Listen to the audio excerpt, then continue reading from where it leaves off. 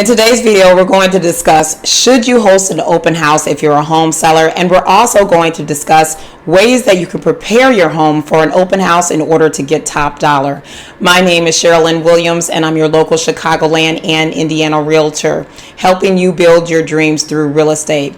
And if you need any help with your real estate needs here in Chicagoland or in the state of Indiana, please send me a direct message. I would love to connect with you. Also, I really would appreciate it if you would like and subscribe to my channel, not only to support me, but you will also help me get this information out to other home buyers and home sellers. All right, so should you host an open house if you're a home seller? And the answer is absolutely yes. And I really feel that open houses are going to be on fire from here on. And the reason why I say this is that many of you know that there have been some new changes in the real estate industry that just were implemented last weekend, where home buyers are required to sign a buyer broker agency agreement form with a realtor for a certain length of time in order to view or tour any property that is on the market. And some home buyers may not feel comfortable to signing a form right away or at all with a realtor committing to them. And a lot of home buyers may decide that they want to go and tour open houses themselves first before they sign a form, or they may go directly to the listing agent to put in an offer. And this is why I believe that open houses are going to be so important. Now, before the policy change, many realtors would say it is unnecessary to host an open house, and they would tell their sellers this because the theory is that when a home buyer comes to an open house, very rarely do they put an offer on that specific home at the open house. So a lot of agents will tell their sellers that we should not do an open house at all because it's really not effective, and you also have to worry about random strangers coming through your home. Now, for me, before the policy change, I always did open houses, not only to help my seller clients get an offer on their home. I also thought it was a great way for me and my home sellers to receive feedback on ways that we can make improvement to their property to get it sold. So I did open houses in the past, and I will continue to do them in the future. Now, open houses work very well if your home is in a very good location where everyone wants to be. If there is a high demand of home buyers, you can really get top dollar because more than likely you will have multiple offers on your home, which will drive up the price. Okay, we're going to get into the 5 reasons why you should host an open house. Reason number 1 is that having an open house really lessens the social situations for home buyers. Home buyers feel more relaxed when they go into an open house where a realtor is not hovering over them every step they take in the home. On individual showings, it can be kind of intimidating when you have a realtor following you around and asking you questions so they get a home sale. Whereas in an open house where you see other people looking and you can walk around the home freely, and if you have any questions, you can go to that listing agent that's on site and ask any questions that you want. And with the open house, there is no time frame like in an individual showing.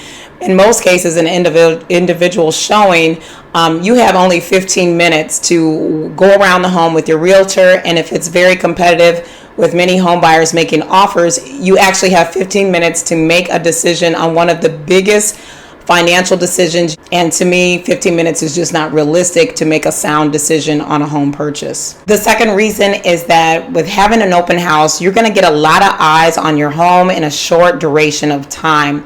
You can have all of the buyers come in, look at the home, without having to worry about individual showings where you have to clean the home and prepare the home, and it can become very stressful for you as you're trying to live your daily life. It only takes one time to do the staging and the cleaning when you do a one-time open house. The third reason is that when you have an open house, when home buyers come into the house and they see each other, it can drive up competition, especially if it's a great house that a lot of the home buyers really, really love. They'll see other home buyers and wonder, oh, are they going to make an offer? Well, maybe I should make an offer. So it can really increase the competition, which can drive up the price of your home in a multiple offer situation. The fourth reason is your neighbors. And I know some of you may be thinking, well, I really don't want the nosy neighbors in my home looking around. But this can actually be a benefit to you because those nosy neighbors more than likely have family members and friends that may want to live close to them in the same location, and they can relay the information about your home being on the market and the open house to their family members and friends. So don't discount the nosy neighbors. And the fifth reason why you should host an open house is that home buyers can speak directly to your listing agent if they have any questions. And if you have a great listing agent, they should provide information that not only pertains to your home, but also pertains to the neighborhood and community.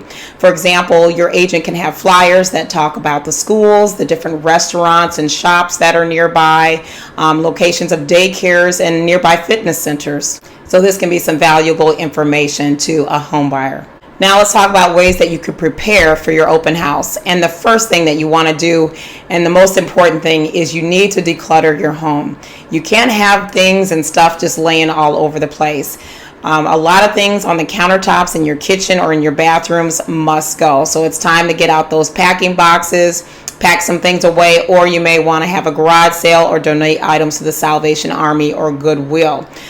In the kitchen with the refrigerator, all the magnets, and I know your children's accomplishments at school or drawings and artistic projects are important to you, but remove all of those things and make your home feel very open and welcoming and spacious. Hire a cleaning company if you can afford to, because that cleaning company will get into the nooks and crannies of your home that you may possibly neglect if you clean your home yourself. A professional cleaning company will get to the ceiling fan, they'll dust off the photo frames, and they'll clean those baseboards really well. If you can afford it, hire a cleaning company to make your house look spick and span. You want to remove any family photos because when a home buyer comes into your home, they want to envision themselves living there. If they walk into your living room and over the fireplace mantle there's a large painting of all 5 members of your family, it may make them feel more focused on the painting than actually looking at the home. So remove any family photos. One of the key things that you can do is neutralize any odors. And I know there are many pet lovers out there and you love your dogs, cats, or whatever type of animal you may have as a pet. But it's so important to neutralize these odors because it can be very off-putting to a home buyer that comes into an open house. Walking into the front door, you can often smell the pet odor. And I know I had some clients where it was a beautiful home from outside, from the curb appeal, but once we opened the door, you could smell a real strong dog odor. Fortunately, they really loved the home and decided to make an offer anyway, but they were talking about the pet smell all throughout the touring of that home. Perform any necessary repairs, and I say necessary because I don't want you to go overboard here, because many home sellers think that, I have to do all these repairs and it becomes very overwhelming for them. I say that you just do anything that is obvious and that could be major. If a home buyer is walking up to the front door of your home and the light fixture is hanging off and nearly almost is about to fall on the cement or the ground, you may want to run down to a local hardware store and pick up a new light fixture and fix that light. Don't go overboard with, doing new flooring or anything major. Just go around the home and look for things that are noticeable, because when a home buyer comes into that open house and they see something, that is a great negotiating tool for them to try to get a lower price for your home. Believe it or not, doing a little bit can go a long way. I say buy some towels for your kitchen and your bathroom. They don't have to be expensive. They can be decorative towels from your local Target or TJ Maxx. Put them in the kitchen and in the bathroom.